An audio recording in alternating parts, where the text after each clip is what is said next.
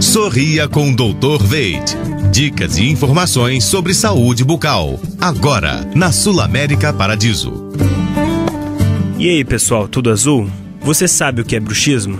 Refere-se ao hábito de pressionar e ranger os dentes, presente em muitos adultos e crianças durante toda a vida. O bruxismo ocorre quando os dentes entram em contato de maneira exagerada, quer seja silencioso ou produzindo sons, especialmente durante o sono. Na maioria das vezes relacionado com má oclusão e estresse emocional.